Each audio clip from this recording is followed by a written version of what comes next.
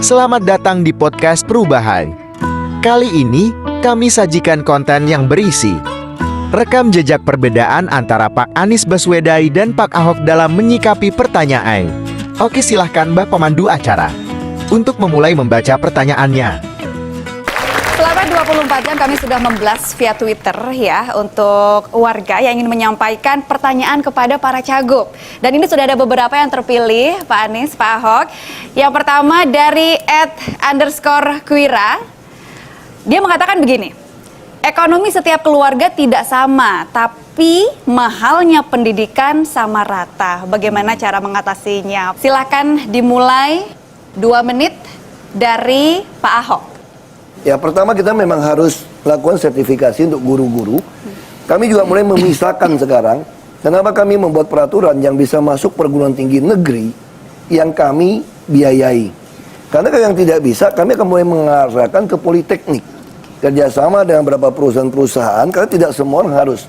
Malahan badan diklat kami sekarang, itu mulai tidak mewajibkan lulus SMA. Kalau hanya mau jadi sopir, tukang ngelas, tukang bubut, tukang jahit, kita kasih. Dulu dibuat peraturan mesti SMA.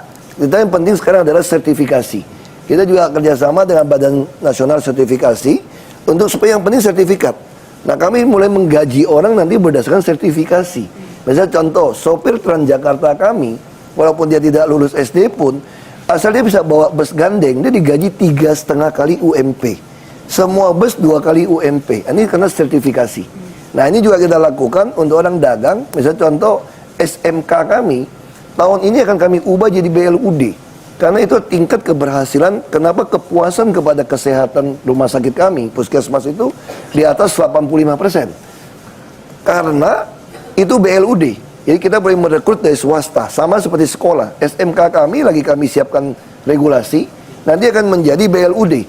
Sehingga semua dari swasta segala macam bisa jadi guru, bisa kerja sama unit untuk mendorong ini. Jadi Kalau mahalnya pendidikan, Pak Ahok? sudah kami atasi dengan KJP, kami turunkan 2,5 triliun untuk pendidikan. Karena kami yakin yang paling penting adalah kesehatan dan pendidikan. Tentu ada perumahan, transportasi, dan sembako. Dan kerjasama 80-20. Ini program kerja kami yang paling penting. Jadi bagi kami, kalau memang anaknya kurang gitu baik, kurang kreatif, ya nggak mesti sarjana. Makanya kita menyiapkan infrastruktur IT, Wi-Fi. Karena kan ke depan ini bagaimana orang harus kreatif.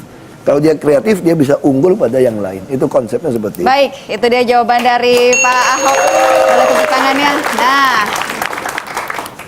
Pak Ahok meng-highlight harus ada ini ya, sertifikasi. Mungkin basicnya berarti dari keterampilan itu ya Pak Ahok ya, yang diutamakan. Pak Anies setuju dengan itu? Kita harus meningkatkan mutu manusia. Dan mutu manusia itu hanya bisa ditingkatkan kalau ada proses pendidikan yang baik, pelatihan yang baik. Karena itu saya akan konsentrasi pada peningkatan mutu guru dan mutu pelatih dalam semua sektor pelatihan. Karena di sini kuncinya. Jadi kalau kita sekedar nambah sekolah enggak. Karena itu guru bukan hanya sertifikasinya. Justru yang menjadi problem di kita itu adalah gurunya sudah sertifikasi tapi kinerjanya tetap. Kita harus membuat guru kita menjadi menyenangkan di sekolah. Dan kita akan buat guru di Jakarta menyenangkan. Lu, gak bahaya tah? Karena intinya bukan pada sertifikatnya, tapi pada membuat anak belajar, cinta belajar. Itu satu, untuk pendidikan. Lalu yang kedua, untuk persiapan kerja. Banyak di antara anak-anak kita sekarang yang usia sekolah terhenti. Kami berikan KJP Plus untuk anak-anak yang putus sekolah. Jadi bukan hanya berada di sekolah, tapi putus sekolah mereka mendapatkan KJP Plus. Untuk apa? Untuk mereka bisa mendapatkan pelatihan.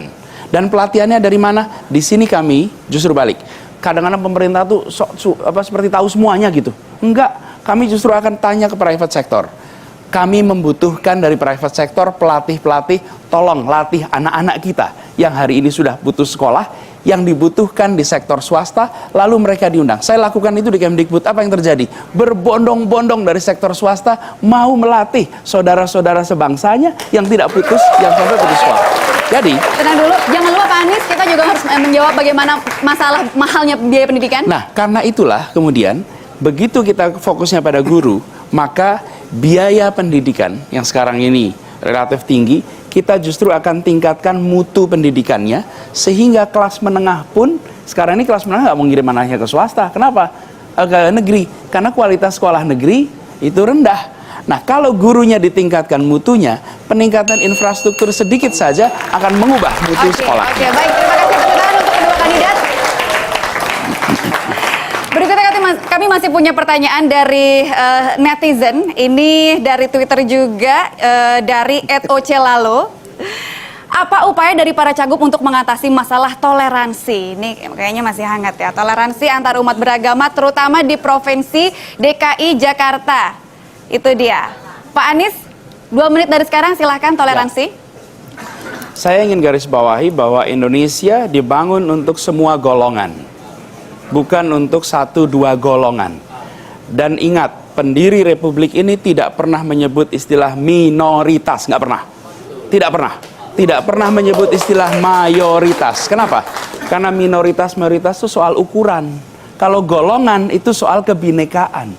Jadi, perbaiki, berhenti bicara menggunakan istilah. Kenapa? Karena kita minoritas, itu bisa bicara minoritas jumlah dalam artian etnik, bisa juga jumlah dalam artian penguasaan ekonomi.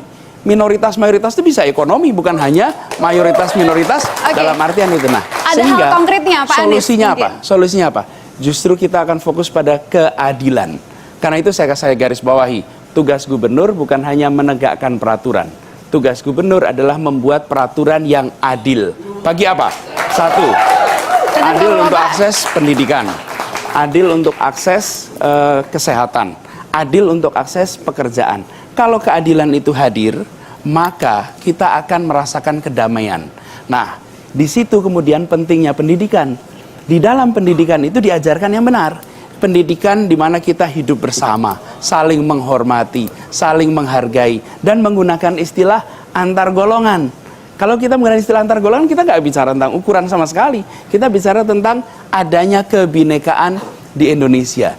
Karena itu, saya percaya nanti di Jakarta kita akan khusus buatkan bahwa sekolah-sekolah di Jakarta adalah sekolah-sekolah yang mengajarkan tentang keadilan di ruang kelas, keadilan di sekolah, keadilan.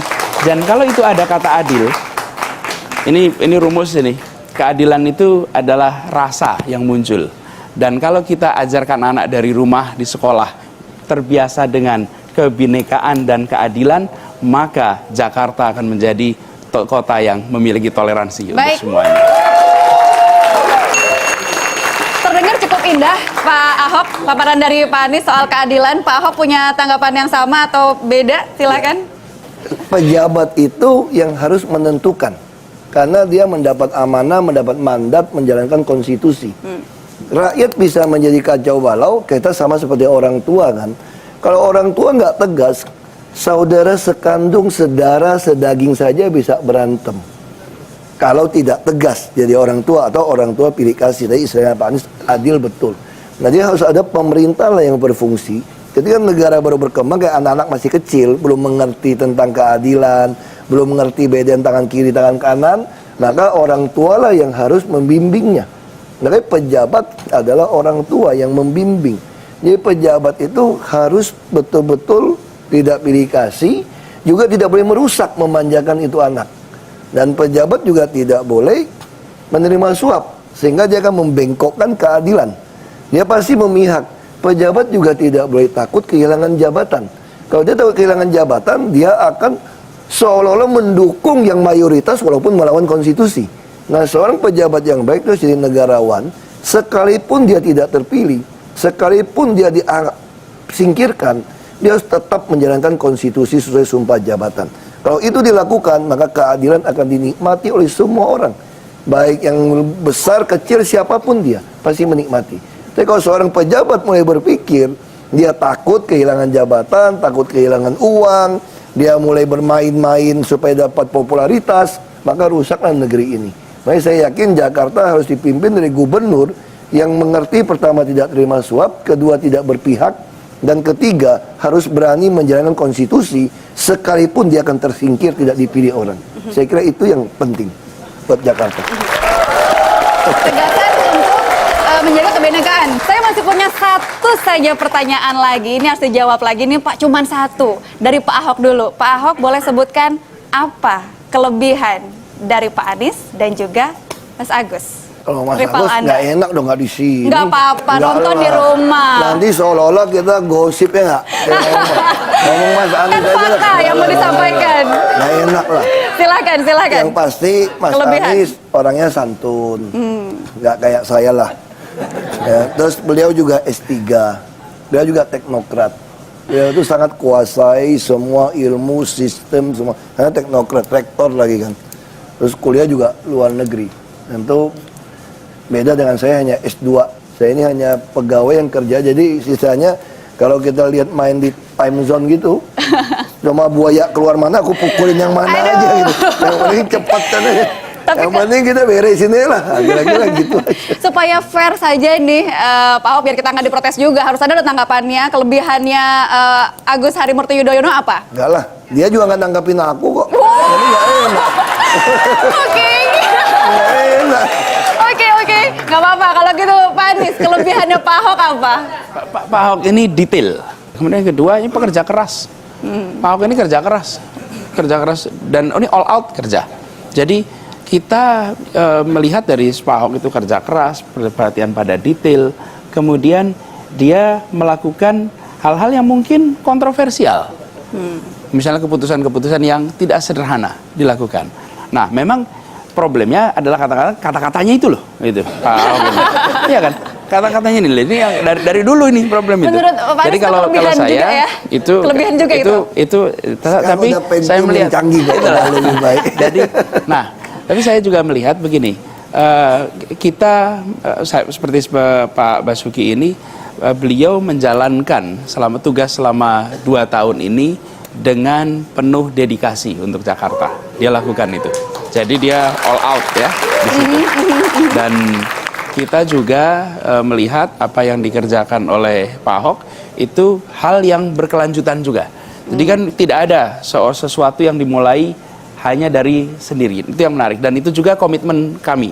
Kalau kami ditugasi, maka apa yang sudah dikerjakan oleh gubernur-gubernur sebelumnya justru akan kita pastikan itu berjalan tuntas dari mulai Pak Sutioso sampai Pak Foke dan lain-lain. Jadi ini kalau bicara Pak Ahok, beliau orientasi pada detail. Kalau Agus Harimurti Yudhoyono?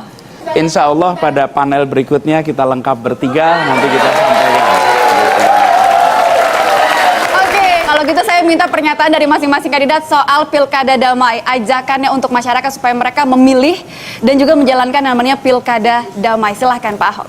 Ya bagi saya buat warga DKI ya sekali lagi saya pertama minta bukakan pintu maaf buat saya kalau memang merasa tersinggung dengan perkataan saya, dengan kekasaran saya selama ini.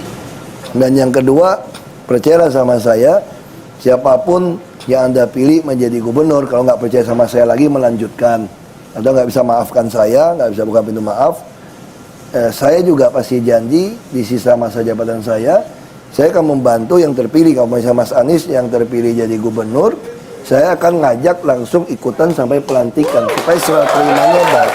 Jadi karena itu saya minta warga Jakarta, kami aja baik-baik kok. Tadi aja kita janjian, nanti kapan-kapan kita kalau dekat-dekat kita ngopi bareng atau makan bareng. Jadi ya bawa ya nggak usah ribut. Jadi supporter juga nggak usah ledek-ledekan, panas-panasan. Karena kita baik-baik kok semua. Nah, saya pengen Jakarta kayak begitu. Siapapun yang jadi kita harus dukung. Toh kita semua mau jadi gubernur kan demi untuk Jakarta kece. Bukan buat kita, bukan buat siapa-siapa gitu. Baik. Oke, Pak Ahok sudah, Pak Anies silakan imbauan untuk masyarakat Pilkada Damai. Ya, kita ingin agar Jakarta ke depan adalah Jakarta yang bekerja bersama semuanya, majunya bersama, ada suasana persatuan. Karena itu kepemimpinannya harus hadir membuat orang merasa bersatu, merasa memiliki Jakarta untuk semuanya. Dan kita ingin agar ke depan semua yang dikerjakan pemerintah adalah hal yang melibatkan seluruh masyarakat. Jadi bukan sosialisasi, bukan partisipasi, tapi kolaborasi antara warga dengan masyarakat.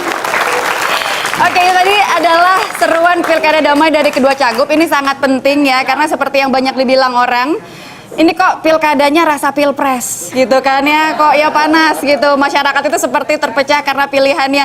Kita tidak ingin seperti itu, tidak ingin ada kubu ini itu. Kita inginnya semua bersatu. Setuju ya?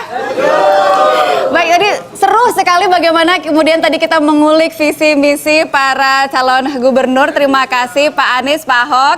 Meskipun sayang sekali ya, calon gubernur nomor urut 1 Agus Harimurti Yudhoyono tidak bisa berbagi strateginya di sini.